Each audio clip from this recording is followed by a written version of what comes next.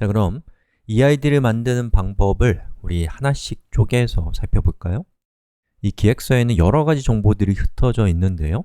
글 제목, 저자 이름, 댓글의 내용 등등등. 여기서 서로 연관된 정보들을 묶어주는 큰 덩어리부터 끄집어내야 돼요. 저는 이런 덩어리들이 보이네요. 글이라든지 그 글 안엔 또 저자가 있고 또 댓글, 또 저자라는 이런 덩어리들이 저한테는 보이거든요. 그러면 이걸 그림으로 표현하면 어떤 모습이 되어야 될까요? 미리 말씀드리면 정답 따위는 없습니다. 설명이 가능하고 모순이 없다면 다 타당한 겁니다.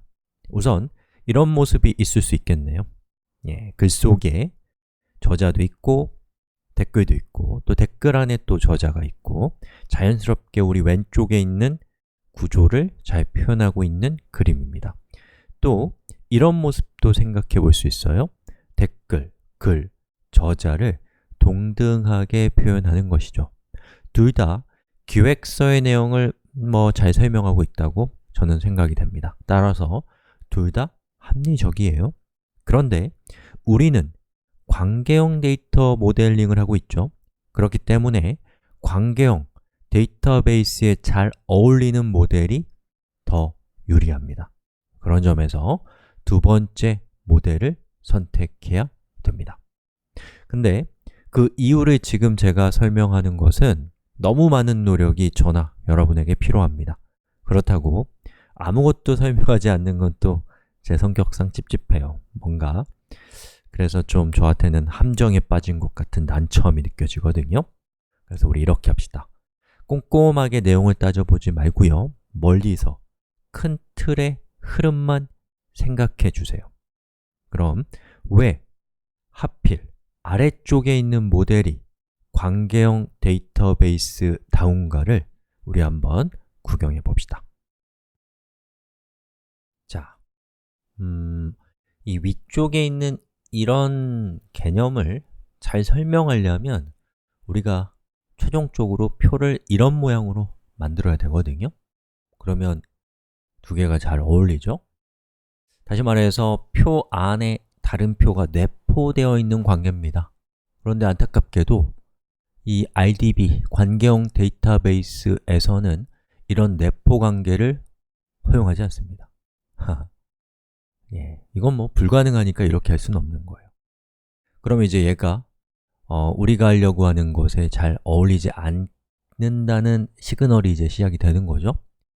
그러나 이제 일을 잘하는 사람, 그러면서도 관계형 데이터베이스에 대한 깊은 이해가 있지 않은 사람은 어쨌든 간에 방법을 찾아내요. 그리고 이거는 틀린 게 아니라 잘한 거예요. 다만 한계가 있는 방법이죠. 이겁니다. 자, 이렇게 초거대 표 하나를 만드는 거예요. 그래서 어마어마하게 큰 프로젝트라고 하더라도 결국에 하나의 표에 표현하는 걸 어떻게든 할 수는 있거든요. 자, 여기 있는 표를 잠깐 보면 보시는 것처럼 글이 3개가 있어요. 그리고 그 3개의 글에 대한 저자, 댓글까지 다 표현하고 있는 표를 보고 계십니다. 자, 그런데 이 표는 좀 아쉬운 점이 있습니다. 이런 아쉬운 점이 있단 말이죠. 만약에 우리의 프로젝트가 어마어마하게 크다. 그러면 이 표에 컬럼이 1000개가 될 수도 있단 말이에요. 어마어마하게 큰 표인 거죠. 자, 그렇게 되면은 우리가 그 1000개의 컬럼을 갖고 있는 표에서 지금 내가 글의 목록만 필요하다. 그러면 이 중에서 요 첫 번째, 두 번째, 요 2개의 컬럼만 딱 필요하다고 쳐봐요. 그러면 얘만 가져오고 싶은데도 우리는 1000개의 컬럼을 다 가져와야 되기 때문에 정말 흥청망청 데이터를 쓰고 있는 상황이 되는 것이죠. 또 여기 보면 글이 2개가 있습니다. 글 하나, 글 2. 그런데 저자가 같아요? 그리고 댓글에 대한 저자도 같다? 그러면 지금 중복이 발생하고 있죠. 그리고 이 중복을 극단적으로 생각해서 3개가 아니라 1억 개가 중복되고 있다고 생각해 보세요. 그럼 역시나 우리의 소중한 그 저장 장치를 흥청망청 쓰고 있는 것이 되고 만약에 저자의 이름을 바꿨다. 그러면 1억 개를 바꿔야 되는데 그게 시간도 많이 걸리고 실수를 할 확률도 매우 높은 아주 위험한 작업이 되기 때문에 이것은 우리한테 이제 한계가 있는 방법이 되는 것이죠. 거대 단일 테이블은 중복이 발생합니다. 자, 그럼 이런 문제를 해결하기 위해서는 하나의 거대 테이블이 아니라 주제에 따라서 테이블을 쪼개는 겁니다. 이렇게요. 예를 들자면 자, 영상을 한번 멈춰 놓고 한번 여기 있는 표를 슬쩍 한번 해석해 보세요. 자, 보시는 것처럼 저는 글, 저자, 댓글 이렇게 표를 쪼갰습니다. 그리고 여기 잘 보시면은 여기 저자 아이디가 1번이죠. 그리고 여기 글이 3개가 있는데 글 3개 모두 저자 아이디가 1번이라고 적혀 있는 것은 글 3개 모두 저자 아이디 1번인 이 사람이 작성한 글이다 라는 그런 뜻인 거예요. 모두가 이렇게 가리키는 거죠. 그리고 댓글도 마찬가지로 여기 있는 아이디 값이 둘 다 1이면 이 1번 모두가 자, 첫 번째, 두 번째 댓글 모두가 1번 사람이 작성한 글이다. 그리고 여기 있는 2번은 다른 사람이 작성한 글이다 라는 그런 뜻인 거예요. 자, 이렇게 우리가 표를 쪼개게 되면 첫 번째로 좋은 것은 일단은 주제에 따라서 그 속성들, 주제에 따라서 데이터를 그룹핑할 수 있다. 진짜 가장 중요한 의미죠. 자, 그 다음에 두 번째로는 이렇게 쪼개놨기 때문에 우리가 만약에 글에 대한 정보만 필요하다. 그러면 글을 담고 있는 표만을 조회하는 걸 통해서 컴퓨터의 자원을 아낄 수 있다는 겁니다. 그리고 또 하나, 뭐 잘 아실 수도 있겠지만 무엇보다도 중요한 특징 중에 하나는 바로 조인입니다. 우리가 글과 저자 이렇게 따로따로 들어가는 것이 아니라 이 글은 저자 누가 작성했는가, 그 저자의 이름, 그 저자에 대한 소개 이런 것까지 포함됐으면 좋겠다 라고 한다면 이런 식의 정보가 필요하겠죠. 그럼 이런 정보를 우리가 관계형 데이터베이스에서는 이런 식의 조인이라고 하는 메커니즘을 통해서, 방법을 통해서 언제든지 필요할 때마다 순간순간 합성해낼 수가 있기 때문에 우리는 이 위쪽에 있는 이렇게 포함관계의 포함관계가 아니라 이 아래쪽에 있는 좀 더 평면적인 관계로 개념을 뽑아내는 것이 우리가 하려고 하는 관계형 데이터베이스에 더 어울리는 방식입니다 라고 말씀드리고 이번 시간은 여기까지 하겠습니다. 자, 우리 이전 시간에 이런 내용을 살펴봤는데 우리는 댓글, 글, 저자를 앞서서 설명드렸던 그런 이유로 인해서 동등한 표로 표현할 수 있습니다 라고 구렁이가 담을 넘어가듯이 어영부영 설명하고 제가 넘어갔거든요. 저희 능력 부족입니다. 더 구체적인 설명은 제가 채우는 것보다는 여러분이 스스로 미래의 경험을 통해서 채워주셨으면 좋겠습니다. 자, 이렇게 찾아낸 개념을 개념적 모델링 또는 ERD에서는 entity라고 부릅니다. 또 entity는 후에 테이블로 전환되게 될 것입니다. 자, entity 중에 우리 글만 놓고서 또 얘기를 조금 진행해 볼까요? 자, 글이라는 entity는 실제 데이터가 아니에요. 구체적인 데이터는 제목, 생성일, 또 본문.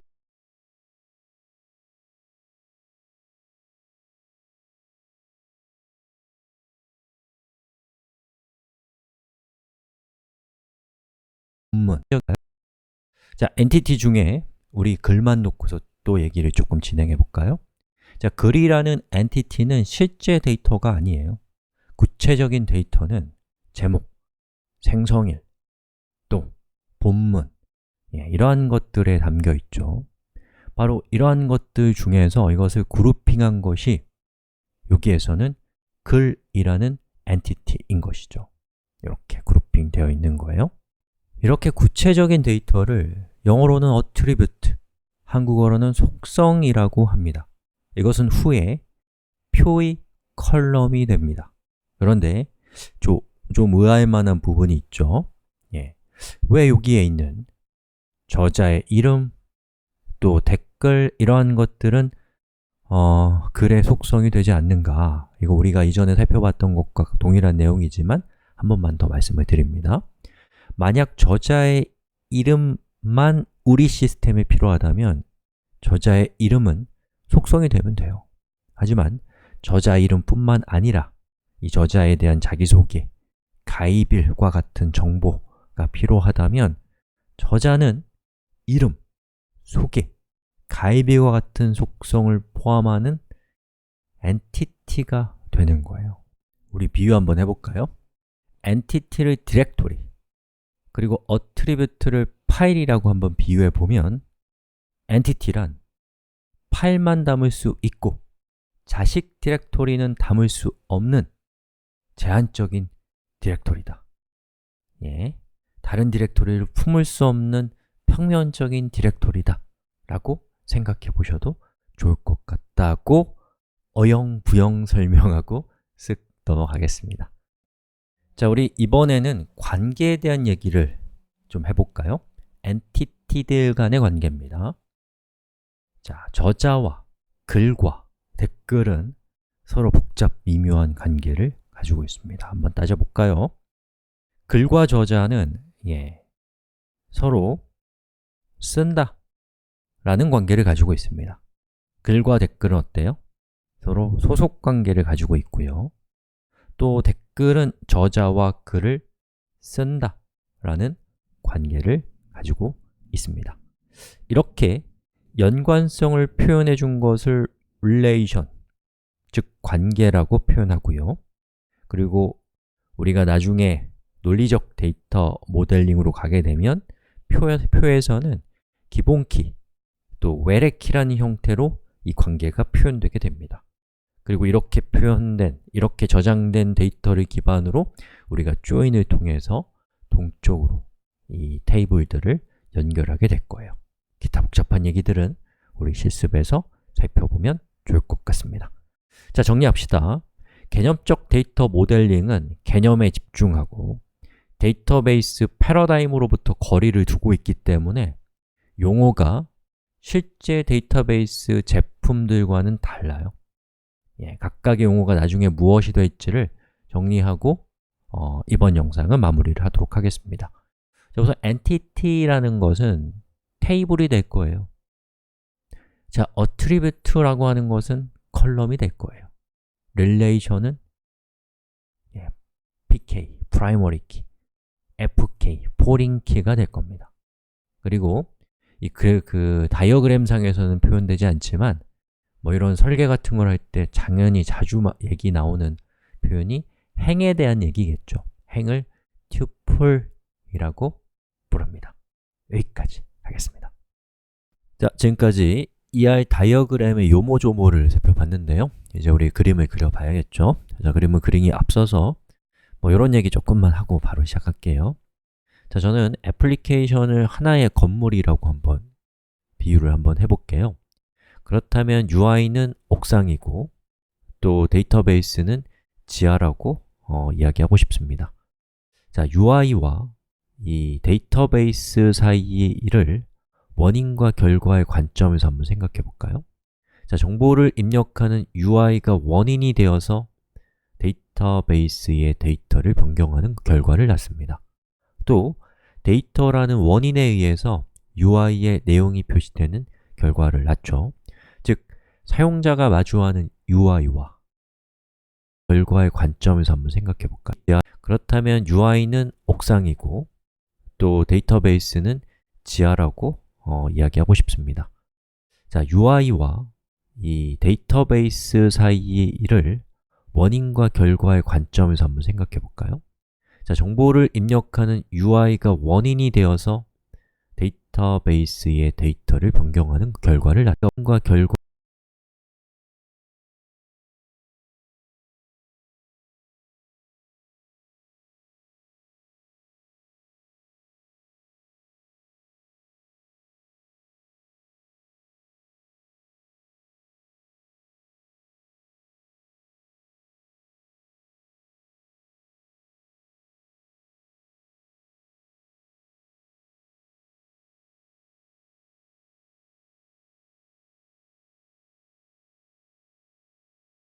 결과의 관점에서 한번 생각해 볼까요? 자, 정보를 입력하는 UI가 원인이 되어서 데이터베이스의 데이터를 변경하는 결과를 낳습니다. 되어서 그래서 한번 생각해 볼까요? 자, 정보를 입력하는 UI가 원인이 되어서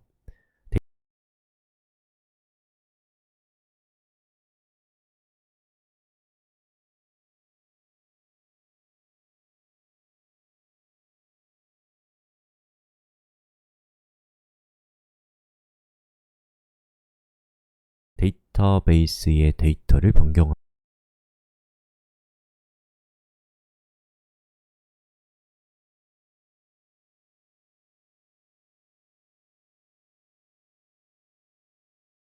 결과를 낳습니다.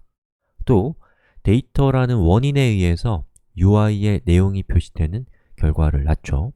즉, 원인에 의해 데이터를 변경하는 결과를 낳습니다. 또 데이터라는 원인에 의해서 UI의 내용이 표시되는 결과를 낳죠. 즉, 원인에 의해서 UI의 내용이 원인이 되어서 데이터베이스의 데이터를 변경하는 결과를 낳습니다. 또 데이터라는 원인에 의해서 UI의 내용이 표시되는 결과를 낳죠. 즉, 사용자가 마주하는 UI와 컴퓨터에 저장되는 데이터는 서로 원인과 결과의 관계에 있다고 할 수 있습니다. 이 원인과 결과를 번갈아 가면서 순차적으로 점검하지 않는다면 좋은 모델링이 나오기 어려울 겁니다. 그런 점에서 기획자와 구현자가 다르다면 데이터 모델링까지는 최소한 함께 동행하는 것이 이상적이라고 생각합니다. 데이터 모델링은 기획에, 또 기획은 데이터 모델링에게 놓치면 안 되는 중요한 틈을 보여주는 것 같거든요. 자, 우선 기획서를 봅시다. 제일 먼저 해야 할 일은 기획서에서 엔티티를 찾아내는 것입니다. 막막하죠? 그런데 말입니다. 사람은 본능적으로 연관된 데이터들을 그룹핑하는 탁월한 능력을 가지고 태어난다고 저는 믿거든요.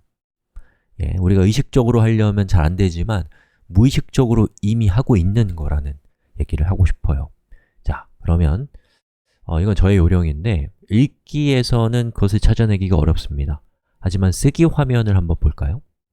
자, 쓰기 화면을 보면은 저장이 이렇게 생겼고요.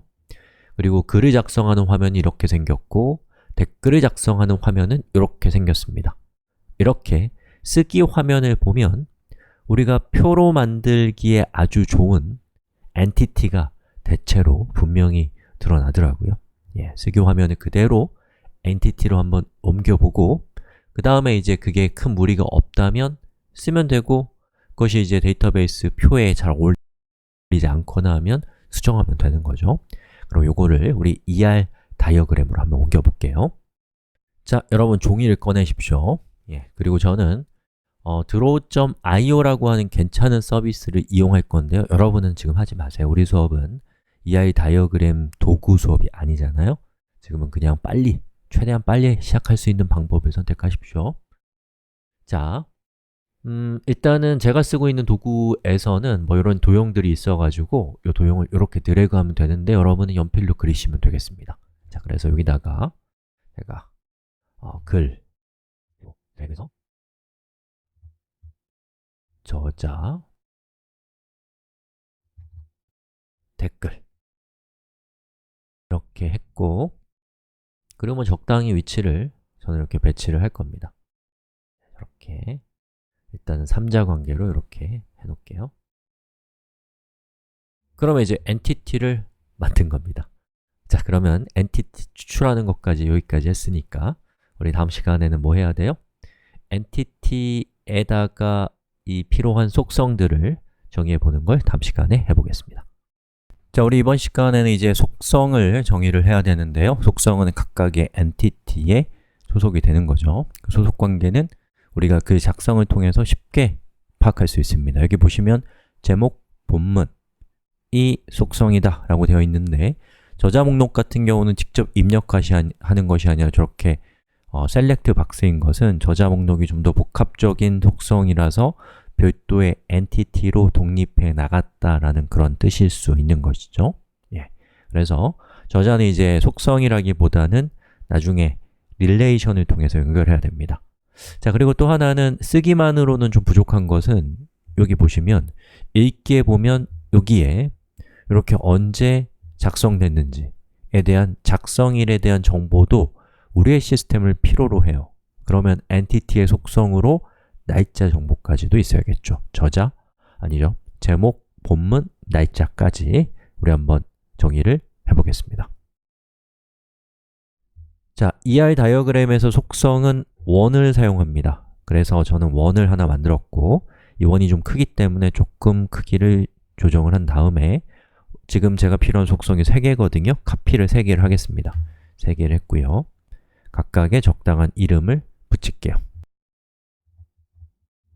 그리고 배치를 좀 하겠습니다.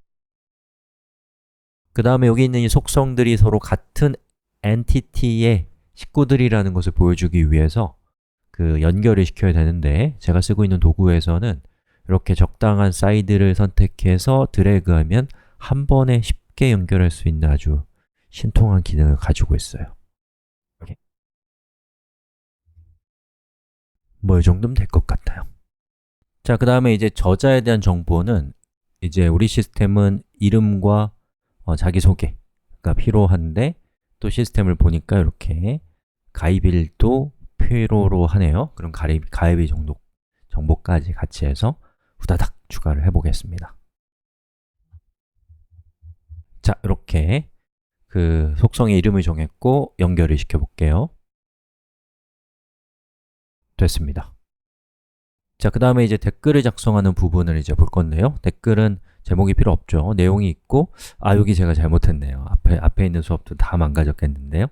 여기다 이제 그 작성한 사람의 작성자 명을 이렇게 적으면 되는데 만약에 우리가 그냥 사용자 이름을 익명이라기보다는 로그인 같은 거 필요 없이 그냥 받는다, 그럼 이렇게 하면 되겠지만 우리가 기존에 가입되어 있는 저자들만이 댓글을 작성할 수 있게 하고 싶다. 그러면 이제 얘는 또 어떤 식으로 해야 돼요?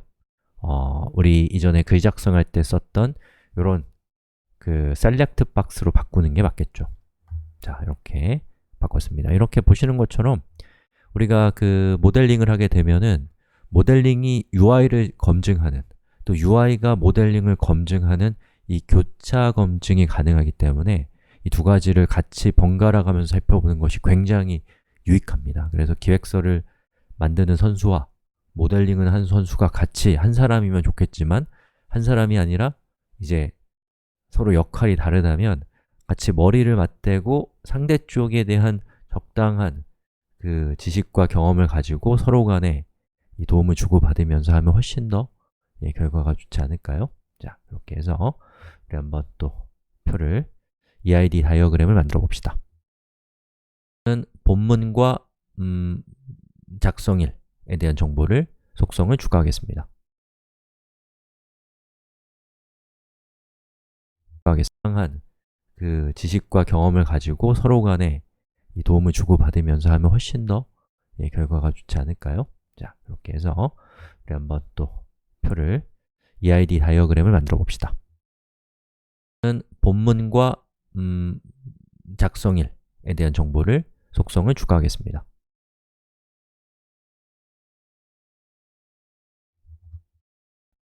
그리고 연결할게요. 자, 이렇게 해서 우리 그 중요한 부분들인 엔티티와 그 엔티티에 속해 있는 주요한 속성들을 이렇게 정의를 했습니다. 그럼 이번 시간은 여기까지 하도록 하겠습니다. 자, 우리가 속성을 정의했으면 이제 뭘 해야 되냐면 엔티티에 있는 속성 중에서 대표 선수를 뽑아야 돼요. 즉, 식별자를 찾아서 지정을 해주셔야 됩니다. 국가는 국민을 주민번호로 식별하고 자동차는 자동차 번호가 있고 웹사이트는 도메인 이름이 있습니다. 이러한 것들을 우리가 식별자라고 하는데 식별자가 하는 일은 뭐예요? 원하는 대상을 정확하게 타겟팅하는 것이죠. 그래야 그 대상에 대해서 정확하게 어떠한 일을 할 수 있으니까요. 그럼 식별자가 되기 위해서 가장 중요한 것은 무엇인가요? 그 대상을 제외한 누구도 같은 값을 가지고 있으면 안 되는 겁니다. 저의 주민등록번호가 예를 들어서 1이다.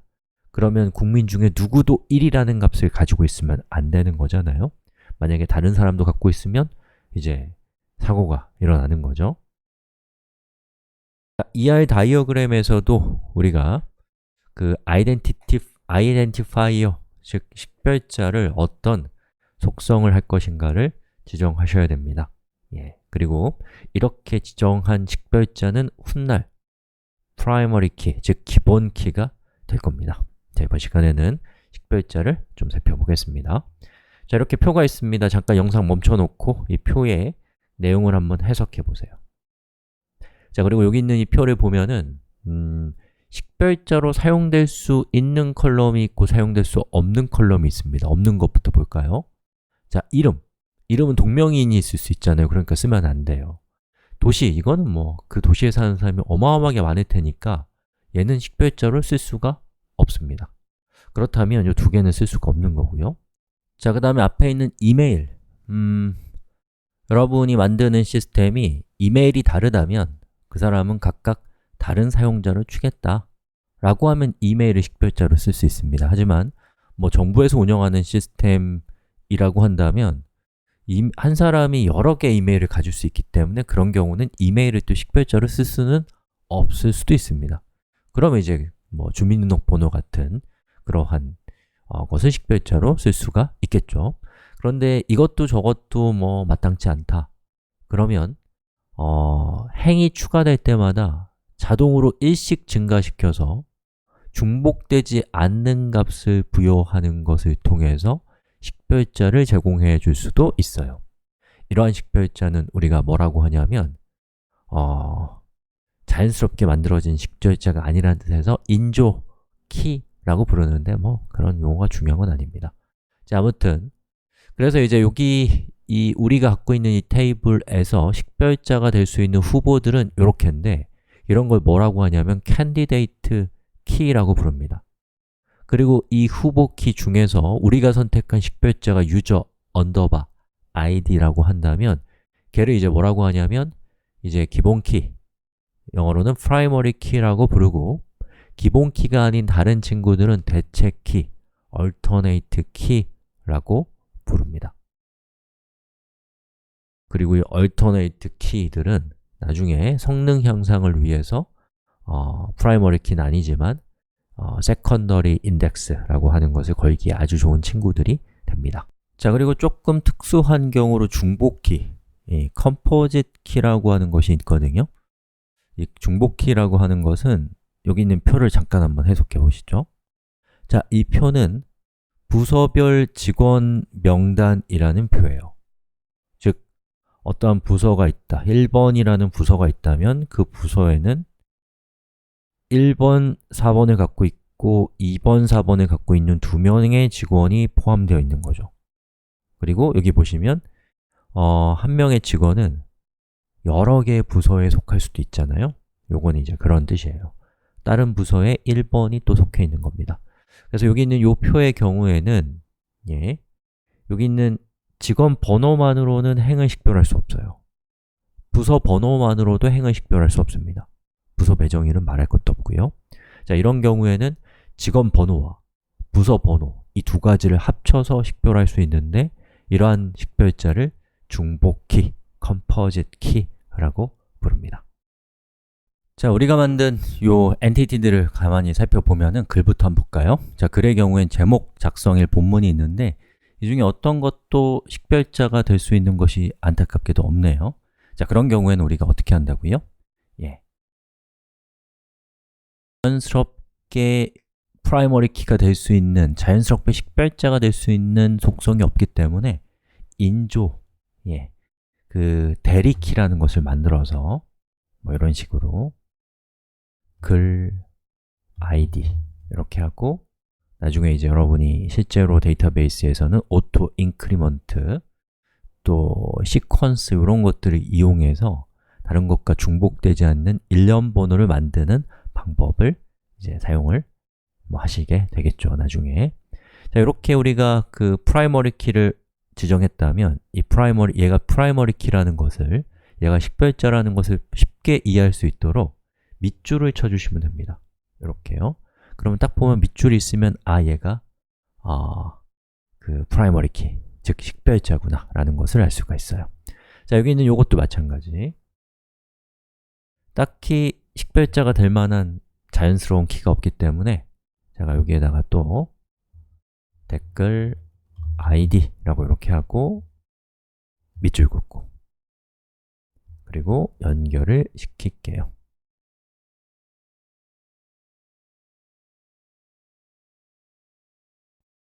자, 여기도 마찬가지네요.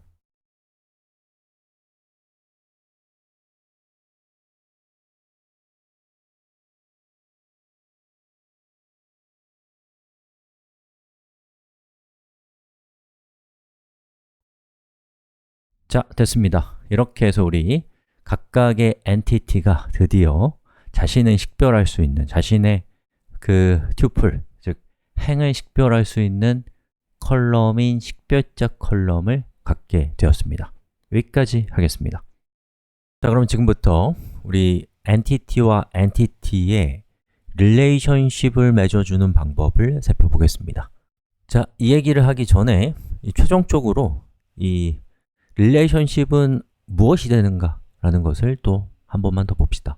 자, 보시는 것처럼 이렇게 표들이 있고 각각의 표들은 이렇게 데이터로서 서로 연결되어 있다. 이때에 각각의 표의 행을 식별하는 이 유일무이한 식별자를 우리가 뭐라고 한다? 프라이머리 키라고 합니다. 그렇죠? 그리고 이렇게 저자 테이블의 id 값을 가리키는 글 테이블의 저자 id의 값, 저걸 뭐라고 하냐면 외래에 있는 테이블과 연결할 때 사용하는 열쇠라는 뜻에서 외래 키, 영어로는 foreign key라고 부릅니다.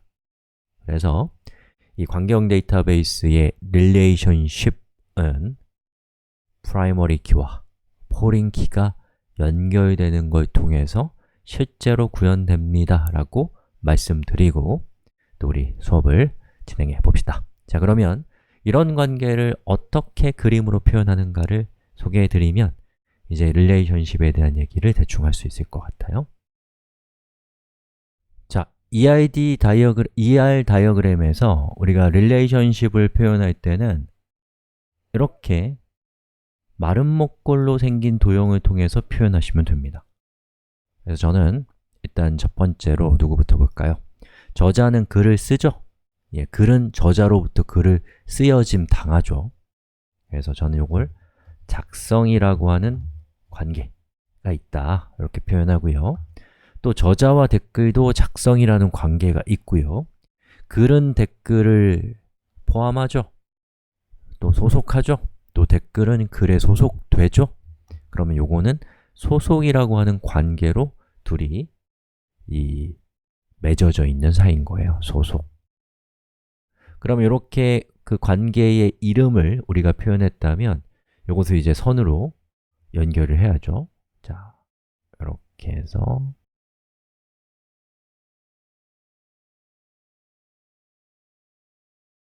이렇게 연결했습니다. 자, 이 정도면 일단 됐는데요. 그 관계형 데이터베이스를 우리가 만들 때 또 여러 사람들과 협업할 때 사람들이 이런 정보에서 궁금해할 만한 핵심적인 건 우리가 다 했는데 거기서 이제 관계라는 측면에서 얘들보다는 덜 중요하지만 나머지 애들보다 훨씬 더 중요한 그것이 있어요. 그게 뭐냐면 안 알려주고 다음 시간에 알려드릴게요. 여기까지 하겠습니다. 자, 이번 시간에는 릴레이션십에서 우리가 꼭 따져봐야 되는 요소인 카디널리티, 옵셔널리티라는 것을 살펴보겠습니다.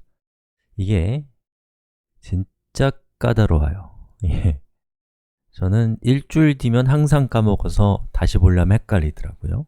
제가 데이터베이스 어드미니스트레이터는 아니니까요. 가끔씩 DB를 보니까. 자, 그래서 여러분들 마음을 좀 넉넉하게 가지고 이 수업을 보시면 좋겠습니다. 오늘 하루는 내가 요거 이해하는 거에 쓰겠다. 이렇게 하면 어떨까 싶어요. 조급하게 생각하지 마시고요. 자, cardinality라는 것부터 따져볼게요. 그럼 사전 한번 찾아보세요. 그러면 기수라고 나와 있어요. 그냥 1, 2, 3, 4, 5, 6, 7, 8, 9 이런 숫자가 기수, 영어로는 cardinality예요. 자, 제가 표를 하나 두 개를 준비해 봤습니다. 이 두 개의 표는 서로 나중에 조인 같은 걸로 연결될 거예요. 자, 그때에 왼쪽에 있는 표에는 행이 3개가 있고 오른쪽에 있는 표도 행이 3개가 있습니다. 자, 이때에 우리가 cardinality를 따져보려면 단임에게 반은 몇 개인가? 반에게 단임은 몇 개인가? 를 양쪽 다 따져봐야 돼요. 무슨 말인지 보시면 압니다. 자, 단임은 반을 몇 개 가질 수 있을까요? 이렇게 각 선생님은 하나의 반만을 단임한다. 그리고 그것의 사례로 김이라고 하는 선생님만 놓고 보면 1반을 맡았다. 그러면 저 김이라는 선생님은 다른 반을 맡을 수 있다, 없다? 없다. 자, 그래서 단임에게 반은 1개다.